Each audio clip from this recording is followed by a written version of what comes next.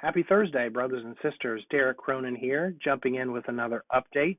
Obviously, the most pressing issue of the day is national negotiations. So we'll start off talking about that. Then we'll kind of get into a little bit what's going on with local negotiations, which are in their very early stages. And then we'll talk about a couple of other things we've got going on here locally. National negotiations. As everyone is aware, last night the UAW announced that they had reached a tentative agreement with Ford Motor Company. My perspective is it's a good solid contract. Depends on how the members at Ford think. They will get the Ford Council will meet on Sunday to review the language to see if it is going to be rolled out to the membership. That will also be the way it happens when the UAW comes to a tentative agreement with General Motors. The GM Council will get called up. That is, the local presidents and chairs from all the GM locals will meet in Detroit to review the language and then vote yes or no whether or not to bring it to the membership for a membership vote. That's what Ford's going to do. The Ford Council will meet on Sunday. Then at the beginning of next week, it will start the process of getting rolled out to the regions and then to the locals. So they're going to be going through the process of seeing whether or not their tentative agreement gets ratified. Go check out some of the details. I'm sure we'll find out more as the weekend progresses and into next week. But check it out. Give a look at whatever is out there and available right now. See what you think. There's no doubt that there's going to be some influence by what Ford and the UAW have agreed to on what the other two companies come up with. So definitely be sure to check that out. As far as the General Motors negotiations, most of you know as well that Arlington Assembly was taken out earlier this week. That is 5,000 members, and it's the most profitable company or most profitable plant for the General Motors Corporation. So definitely hit them where it hurts. I think a lot of our membership was kind of waiting when that shoe would drop, and finally did. So let's hope that not only Ford and the UAW coming to a tentative agreement, but also Arlington walking out earlier this week puts the pressure on General Motors to get over the hump and start meeting more of our demands. So I'll let you know that we had a conversation with Vice President Mike Booth and some of the top negotiators today. And while a lot of the details aren't really something for public consumption as of just yet, there were some things that we could take away from it. It feels like the Ford tentative agreement is going to be doing exactly what we hoped, and that's applying pressure to General Motors. It feels like there is a greater sense of urgency to get the General Motors UAW contract to a tentative agreement point. It feels like the pace is picking up. It feels like the back and forth with proposals is going a little bit faster. So let's hope that that's good news for us. Nothing on the short-term horizon as far as what we can expect. Negotiations are a tricky beast. There are right now still some significant economic issues that are not settled yet. They remain open and on the table.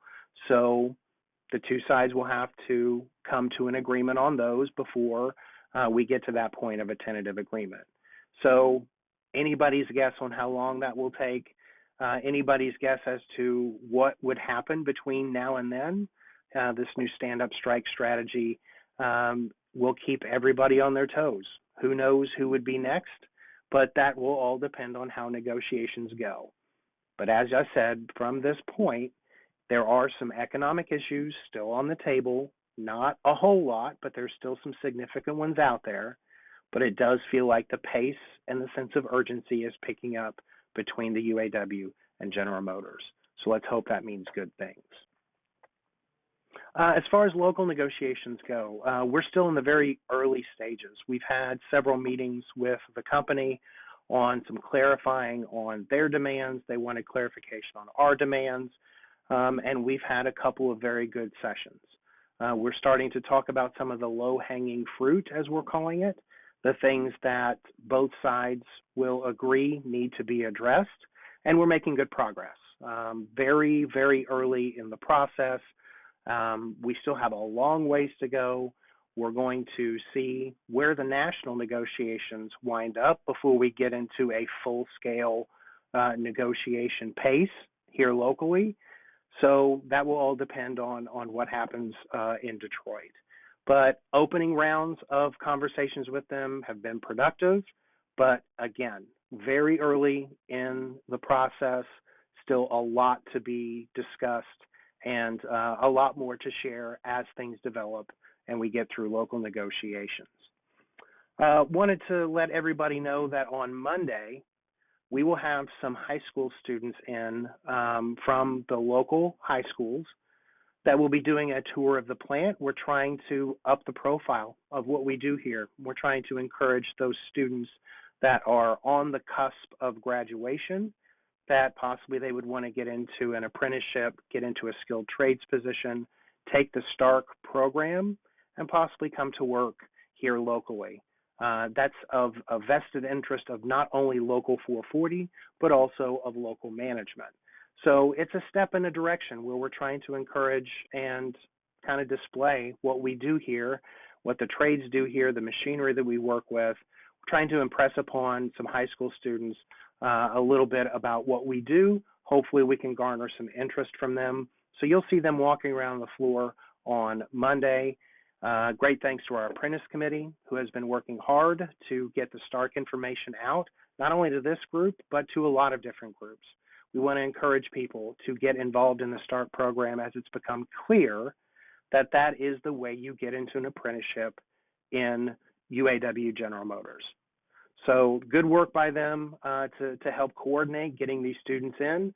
And it's going to be a full day of activities, kind of answering their questions, telling them what our trades do between both us and the company to try to fill some people into our hiring pool. Because as we get into 2024 and these students graduate in the summer of next year, we would like to see some of them put some interest into possibly getting into the START program, possibly working here with us, local folks who would possibly be interested in working here at General Motors. Red shirts, the red shirts that we had purchased, they're still for sale. We still got plenty of them down at the hall, $15, all sizes. We got plenty of them left as we continue through negotiations. And before we get an agreement, definitely want to show our pride. If you haven't already, or you want to buy one for someone else, family member, a retiree, something like that, go pick one up. Still plenty of red shirts to be sold. Speaking of attire, tomorrow, October is Breast Cancer Awareness Month, and tomorrow we will be having a pink out. The region has asked that everyone wear their pink in support of Breast Cancer Awareness Month to show our solidarity with those who either are afflicted with breast cancer or know somebody who does, to kind of show our support and solidarity for them as we finish up getting into the last couple of days here of Breast Cancer Awareness Month. Pink out tomorrow. Make sure you wear your pink and wear it with pride. That's all I've got right now. Just a little quick update on where things stand. Definitely as things develop, as we get more information, we'll be sure to share it with you. Till next time, solidarity.